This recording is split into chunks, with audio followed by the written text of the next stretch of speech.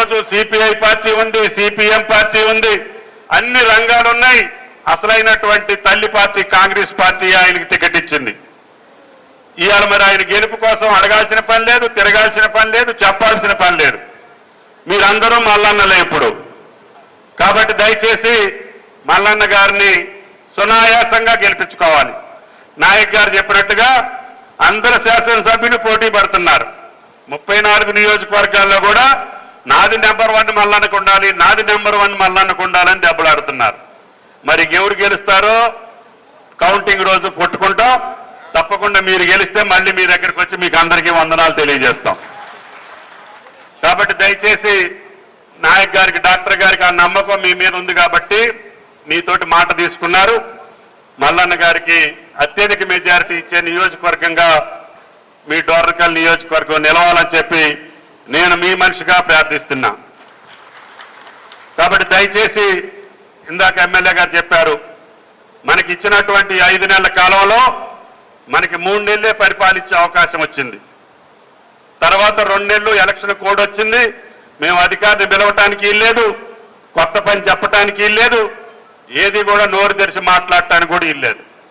అయినా సరే మీరు ఇచ్చినటువంటి స్ఫూర్తి శక్తి ద్వారా గుండె ధైర్యంతో దివాళా తీసినటువంటి ఈ రాష్ట్రం, అప్పులు పాలు చేసినటువంటి ఈ రాష్ట్రం, అన్ని రంగాల్లో అధోగతి పాలు చేసి అవినీతిమయమైనటువంటి ప్రభుత్వ యంత్రాంగాన్ని సరిదిద్దుకుంటూనే మైనోధైర్యంతో మీరు ఇచ్చినటువంటి విశ్వాసాన్ని, నమ్మకాన్ని గుండెల్లో పెట్టుకొని ఎట్టి పరిస్థితుల్లో కష్టాల్లో ఉన్నటువంటి ఈ రాష్ట్రాన్ని, ఛిద్రమైనటువంటి పరిపాలనా వ్యవస్థని ఎట్లాగైనా సరే నిలబెట్టి తెలంగాణ ప్రజలు ఇచ్చినటువంటి విశ్వాసాన్ని, సోనియమ్మ గారు ఇచ్చినటువంటి గౌరవానికి, తెలంగాణ ఇచ్చినటువంటి తల్లికి మీరు ఇచ్చినటువంటి కానుకైనటువంటి తెలంగాణని మళ్ళీ నిలబెట్టుకోవాలని, కుంగిపోయినటువంటి కాళేశ్వరాన్ని మళ్ళీ ఎలికి తీసుకొచ్చి ఉపయోగంలోకి తీసుకురావాలని, అప్పులు పాలైనటువంటి ఎలక్ట్రిసిటీ బోర్డుని మళ్ళీ అప్పుల బారి నుంచి తప్పించి 24 గంటల కరెంట్ ఇవ్వటం కోసం, అదేవిధంగా అకాల వర్షాలతో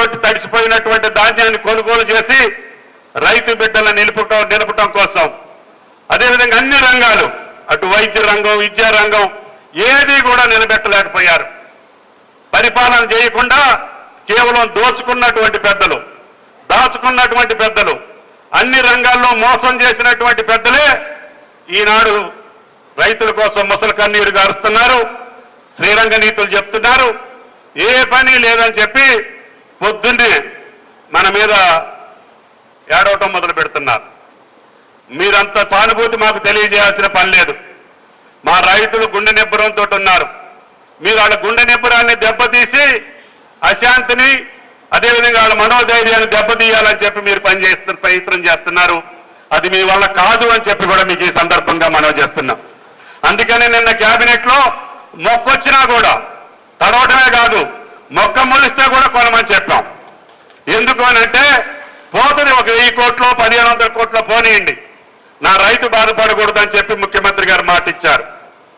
అందుకనే తడిసిన ధాన్యంతో పాటు పనికి రాకపోయినా సరే, కొనైనా సరే కోళ్ళకేయండి, లేకపోతే పారేయండి, తప్ప రైతును బాధ పెట్టవద్దని చెప్పామని చెప్పి కూడా మీకు ఈ సందర్భంగా మనం చేస్తున్నాం. అప్పటికీ కూడా పోయినసారి కంటే ఎక్కువ కొనుగోలు కేంద్రాలు పెట్టాం. 10-15 రోజుల కంటే ముందే ఓపెన్ చేశాం. అయినా సరే ముందు భాగాల్లో ఉన్నటువంటి జిల్లాలు ఖమ్మం, నల్గొండ ఈ ప్రాంతాలన్నీ అయిపోయినాయి. కానీ చివరిలో నాట్లు వేసుకున్నటువంటి పెద్దపల్లి, భోపాల్, శంకరపల్లి ఇటువంటి కొన్ని జిల్లాలు, నిర్మల్, ఆదిలాబాద్ లో కొన్ని చోట్ల మిగిలిపోయినాయి కొద్దిపాతం. ఇప్పుడు కొన్నదానికంటే ఎక్కువ కొన్నాం. గతంలో పంట పండినప్పుడు కంటే ఇప్పుడు పంట కూడా ఎక్కువ వచ్చింది. అయినా సరే ప్రతి గింజ కొంటామని చెప్పాం. తప్పకుండా కొనే బాధ్యత మాది. ఎవరు కూడా ఆధారపడొద్దని చెప్పి కూడా ఈ సందర్భంగా మనం చేస్తున్నాం.